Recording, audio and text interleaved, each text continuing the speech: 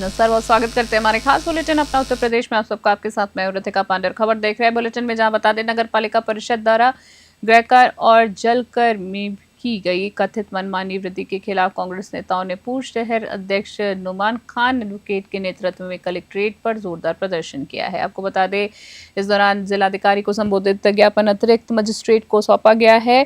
ज्ञापन में कहा गया है कि नगर पालिका द्वारा बाहरी लोगों से गलत सर्वे कराकर बिना बोर्ड बैठक की स्वीकृति गृहकर और जलकर मनमाने तरीके से बढ़ाया गया है।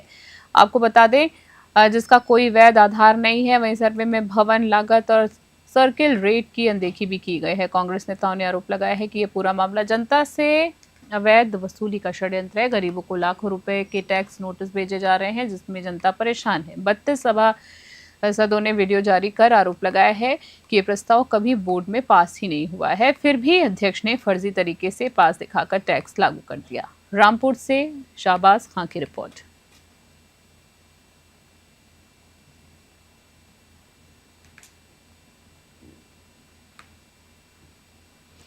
और इसी बीच खबर देख रहे हैं, जहां जीएसटी विभाग की मनमानी कार्रवाई के विरोध में रामपुर के व्यापारियों ने उत्तर प्रदेश उद्योग व्यापार मंडल के बैनर तले जबरदस्त प्रदर्शन किया है। और इस दौरान मुख्यमंत्री योगी आदित्यनाथ को संबोधित ज्ञापन जीएसटी टीम कमिश्नर संदेश कुमार जैन को भी सौंपा है। आपको बता दें व्यापारियों का आरोप है कि जीएसटी विभाग धारा के तहत बिना पर्याप्त सूचना के बैंक खाते सीज कर रहा है और ईमेल नोटिस प्रणाली से व्यापारी जानकारी नहीं पा रहे हैं, जिससे उन्हें अपील का मौका ही नहीं मिल पाता है।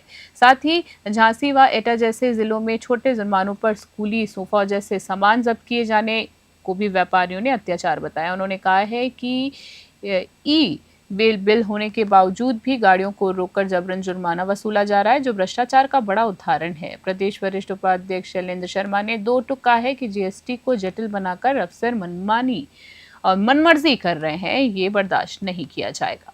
रामपुर से शाहबाज खां की रिपोर्ट।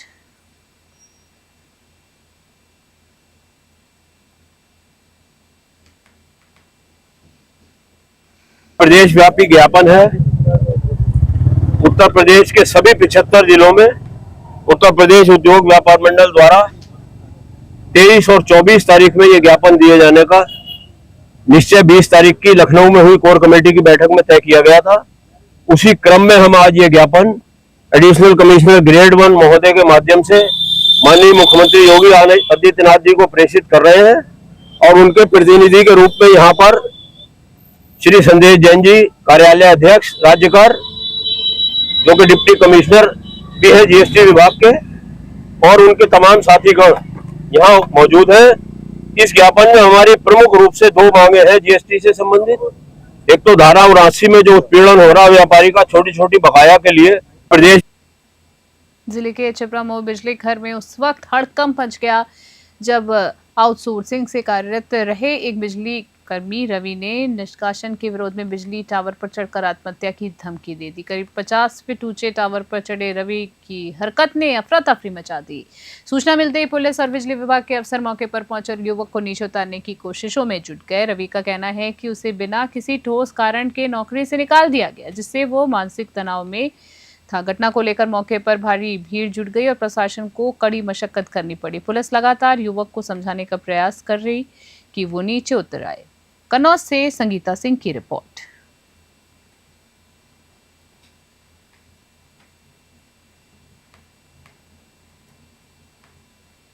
और इसी बीच खबर आ रही जहां उत्तर प्रदेश सरकार की राज्य मंत्री प्रतिभा शुक्ला अपने ही सरकार की पुलिस के खिलाफ धरने पर बैठ गई है। जी हां, अब अकबरपुर कोतवाली में उन्होंने अपने समर्थकों के साथ धरना दिया है और कोतवाली प्रभारी सतीश सिंह को हटाने की मांग की है। राज्य मंत्री ने आरोप लगाया है कि उनके कार्यकर्ताओं पर झूठे मुकदमे दर्ज किए गए हैं और जब तक कोतवाल को नहीं हटा जाएगा धरना जारी रहेगा। उन्होंने स्पष्ट शब्दों में कहा है कि जब तक सतीश सिंह को नहीं हटाया जाएगा तब तक मैं यहीं धरने पर बैठी रहूंगी। प्रतिभा शुक्ला ने इस दौरान पुलिस अधीक्षक से फोन पर वार्ता की है और मामले की गंभीरता से शिकायत की है। उनका कहना है कि पुलिस स्थानीय कार्यकर्ताओं के साथ दुर्व्यवहार कर रही है, जो किसी स्तर पर बर्दाश्त नहीं किया जाएगा। कानपुर देहात से ब्यूरो रिपोर्ट। इंस्पेक्टर हटाओ। भ्रष्ट क्या कारण, क्या समस्या, क्या झूठा मुकदमा लिखता है, बदतमीजी से बात करता है और समय टेम्पर लूज रहता है।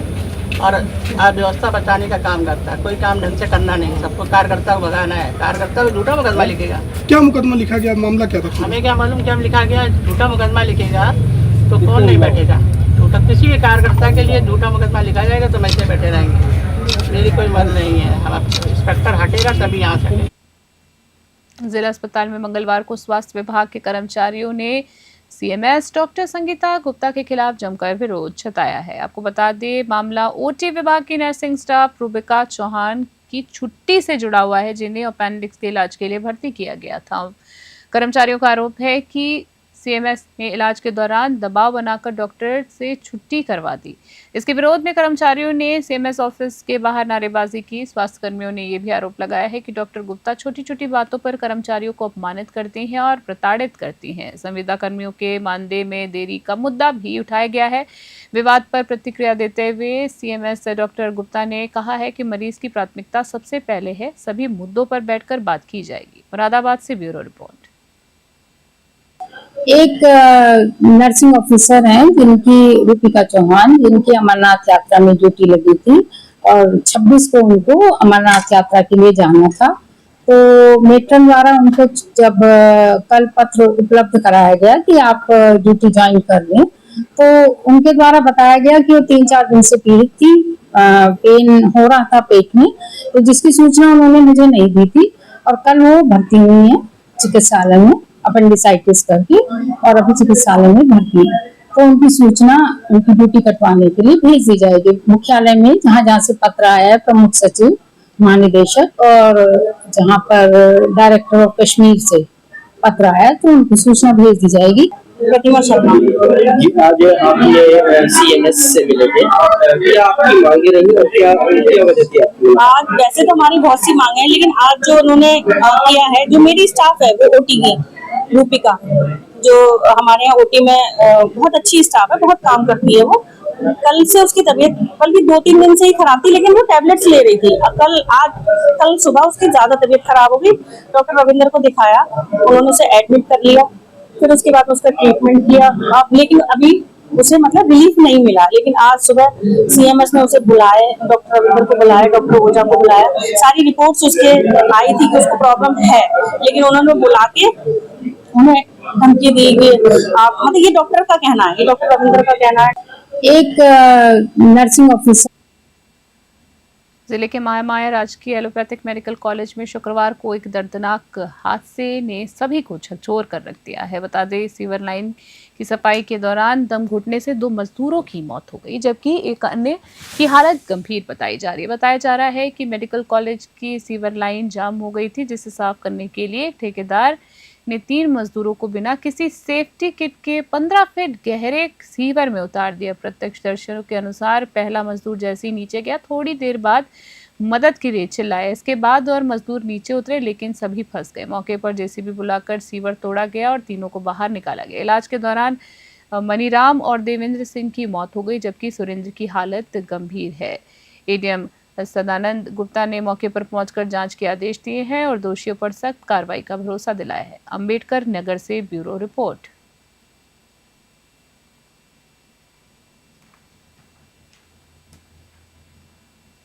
देखिए, महामाया राजकीय मेडिकल कॉलेज जो कि अंबेडकर नगर में है, यहाँ पर जानकारी प्राप्त हुई कि 3 लोग जो है गंभीर रूप से बीमार हैं, घायल हैं। तो हम लोग आकर के देखे तो पता चला कि वो जो सीवर के गड्ढे होते हैं उसमें गए हुए थे। वो शायद किसी वेंडर के थ्रू इनको काम मिला था जिनको करना था, तो उसके क्रम में ये लोग गए हुए थे। लेकिन वहां से जब निकले, मुझे लगता है कि जो भी हानिकारक गैस वगैरह के कारण इनको जो है ये बेहोश और मतलब इनकी स्थिति खराब थी।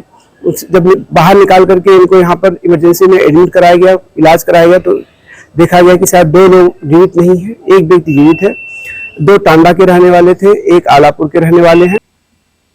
जिले से एक दिल दहला देने वाला मामला सामने आया है, जहां एक युवती की जान प्राइवेट अस्पताल और पैथोलॉजी सेंटर की कथित लापरवाही की भेंट चढ़ गई। परिजनों का आरोप है कि युवती समाधान अस्पताल में इलाज कराने के लिए गई थी, जहां डॉक्टर्स ने उसे जांच के लिए श्याम डायग्नोस्टिक सेंटर भेजा। परिजनों के मुताबिक जांच से पहले ही वो वहां मौजूद डॉक्टर ने युवती को एक गलत इंजेक्शन लगा दिया, जिससे उसकी हालत अचानक बिगड़ गई। साथ ही स्थिति इतनी भयानक हो गई कि डॉक्टर खुद ही घबराहट में चक्कर खाकर गिर पड़ा।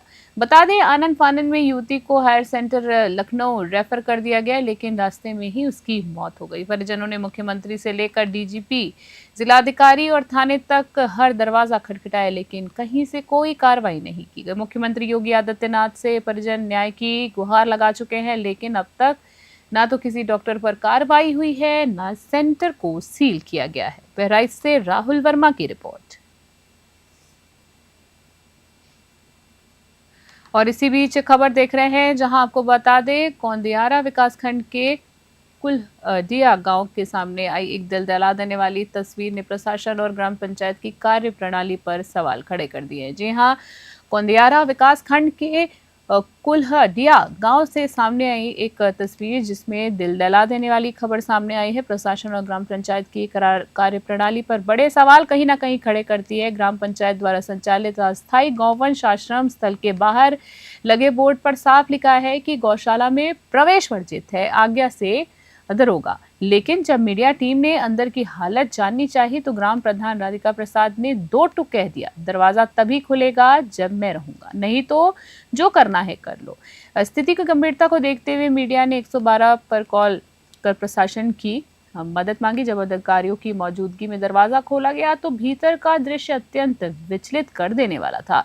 8 गौवंश कुपोषण और इलाज के अभाव में तड़पते में मिले, वहीं एक गौवंश की मौत हो चुकी थी और उसकी आंख में कीड़े लग चुके थे। यह घटना स्थानीय प्रशासन और ग्राम पंचायत की घोर लापरवाही को उजागर करती है।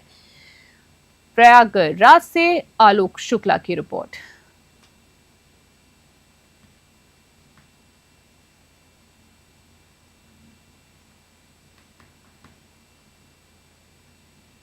खबर देख रहे हैं, जहां भारतीय डाक विभाग द्वारा हापुड़ नगर में सुकन्या समृद्धि योजना को लेकर जागरूकता अभियान चलाया गया है। अभियान के तहत नगर वासियों को इस योजना के लाभों की जानकारी दी गई है। वहीं पोस्टमास्टर श्रवण कुमार ने नागरिकों से अपील करते हुए कहा है कि अपनी 10 वर्ष या उससे कम उम्र की बेटियों के नाम ये खाता अवश्य खुलवाएं। उन्होंने बताया है कि सुकन्या समृद्धि योजना बालिकाओं के उज्जवल भविष्य के लिए एक भरोसेमंद और लाभकारी निवेश योजना है, जिसमें उच्च ब्याज दर के साथ टैक्स में भी छूट मिलती है। खाते खोलने के लिए माता पिता और बालिका का आधार कार्ड या जन्म प्रमाण पत्र जरूरी है। डाक विभाग ने ये भी स्पष्ट किया है कि यह खाता खोलने की प्रक्रिया बेहद आसान है और कोई भी अतिरिक्त शुल्क नहीं लिया जाता। हापुड़ से मोनिश खान की रिपोर्ट।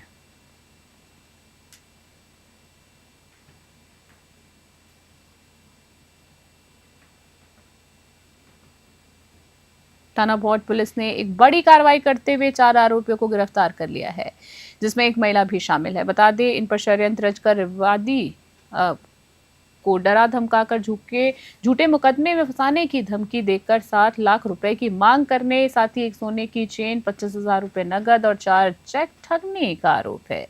पुलिस के अनुसार आरोपियों ने वादी को मानसिक रूप से प्रताड़ित करते हुए उसे मजबूर किया कि वो उनकी मांगी हुई रकम और कीमती सामान उन्हें सौंप दे। शिकायत के आधार पर थाना भौट पुलिस ने त्वरित कार्रवाई करते हुए सभी वांछित अभियुक्तों को बरामद माल के साथ गिरफ्तार कर लिया है। बता दें, फिलहाल सभी के खिलाफ संबंधित धाराओं में केस दर्ज और न्यायिक प्रक्रिया शुरू कर दी गई है। पुलिस मामले की जांच में जुटी है। रामपुर से शाहबाज खां की रिपोर्ट। कल थाना भोट पर एक व्यक्ति ने सूचना दी थी कि उसको हनी ट्रैप करके उससे एक स्कॉर्पियो कार, 4 चेक, 50,000 रुपये, उसके सोने की चेन आदि ले ली गई है। इस सूचना के आधार पर तत्काल कार्रवाई करते हुए भोट थाना पर अभियोग पंजीकृत किया गया, विस्तृत विवेचना की गई। घटना में सम्मिलित 4 अभियुक्तों को गिरफ्तार कर लिया गया है। विस्तृत पूछताछ से ये तथ्य प्रकाश में आया कि ये हनी ट्रैप के मामले में संलिप्त थे और इनके कब्जे से चेक, स्कॉर्पियो कार, सोने की चेन आदि वस्तुएं बरामद कर ली गई हैं। विस्तृत पूछताछ की जा रही है कि इस तरह की किन किन घटनाओं में ये सम्मिलित रहे हैं। खबर आ रही है, जहां चमनगंज क्षेत्र में रहने वाले एक व्यक्ति पर खुद को अधिवक्ता बताने वाले अबरार अहमद की दबंगई का आरोप लगाया गया है। जी हां, आपको बता दें, खुद को अधिवक्ता बताने वाले अबरार अहमद की दबंगई का आरोप लगाया गया है। पीड़ित दिलशाद ने बताया है कि वो पिछले 25 वर्षों से एक बिल्डिंग में दुकान चला रहे हैं, जो वर्तमान में न्यायालय के विचाराधीन है। आरोप है कि अबरार अहमद ने हाल में ही उक्त बिल्डिंग को खरीदा है और अब दुकान खाली कराने के लिए दबाव बना रहे हैं। दिलशाद का कहना है कि अबरार लगातार उन्हें धमका रहे हैं और घर में घुसकर जबरदस्ती खाली करने का भी दबाव बनाया जा रहा है। इस संबंध में दिलशाद ने पुलिस कमिश्नर को शिकायत पत्र सौंपकर अबरार के खिलाफ कड़ी कार्रवाई की मांग की है। पीड़ित ने कहा है कि जब मामला अदालत में विचाराधीन है तो इस तरह की दबंगई पूरी तरह से गैर कानूनी है। फिलहाल पुलिस मामले की जांच कर रही है। कानपुर से विशाल सैनी की रिपोर्ट।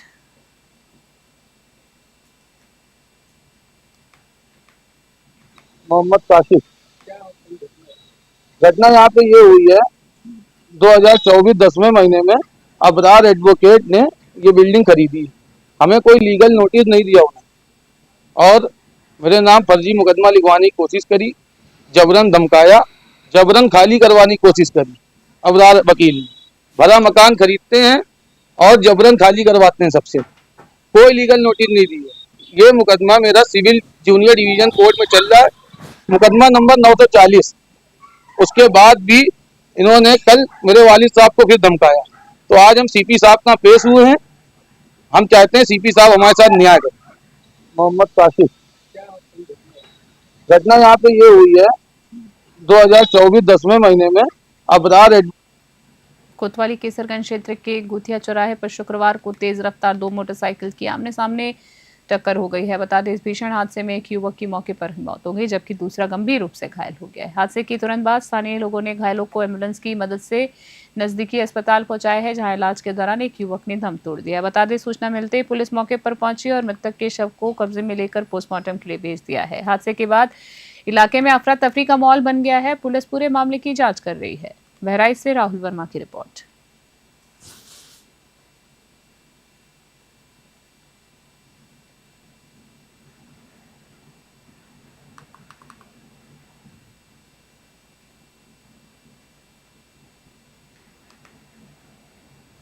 खबर आ रही है जहां आपको बता दें कौशाम्बी से, जहां कौशाम्बी सराय अकीला थाना क्षेत्र के नदौली का पूर्वा गांव में महिला से अश्लील हरकत और वीडियो बनाने का मामला सामने आया है। पीड़िता ने गांव के ही युवक पर मोबाइल कैमरे पर गुप्तांग दिखाने और धमकी देने के गंभीर आरोप लगाए हैं। बता दें, हैरान करने वाली बात यह है कि घटना का वीडियो सोशल मीडिया पर वायरल होने के बावजूद पुलिस कोई ठोस कार्रवाई नहीं कर रही है। पीड़िता ने बताया कि आरोपी युवक पहले भी छेड़छाड़ करता रहा है, लेकिन इस बार उसने हद पार करते हुए अश्लील वीडियो बना लिया है। महिला ने इसकी शिकायत सराय अकेल थाने में दर्ज कराई है, लेकिन पुलिस ने कोई सुनवाई नहीं की है। न्याय न मिलने पर पीड़िता ने पुलिस अधीक्षक से गुहार लगाई है कि और कहा है कि अगर कार्रवाई नहीं हुई तो वो आत्महत्या जैसे कठोर कदम उठाने पर मजबूर होंगी।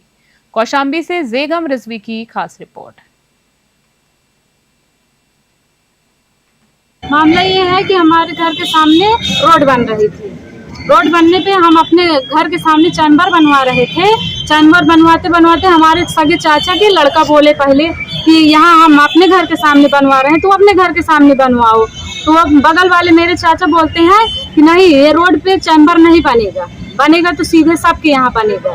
तो वो क्या किए, सब पूरे घर आके मेरे ससुर को, बुजुर्ग है, सब आके लपटियाने लगे और लपटियाने के बाद मेरी सास को खूब बेइज्जती करने लगे। फिर उसके बाद क्या हुआ, मैं अंदर से वीडियो बना रही थी तो उन्होंने कहा कि तुम वीडियो बना रही हो तो लो अब ये भी बना लो। पूरा नंगे उघार होके मुझे दिखाने लगे हैं। अभी के हमारे खास बुलेटिन में फिलहाल के लिए इतना। देखते हैं और बने रहिए न्यूज़ 21। तब तक के लिए नमस्कार।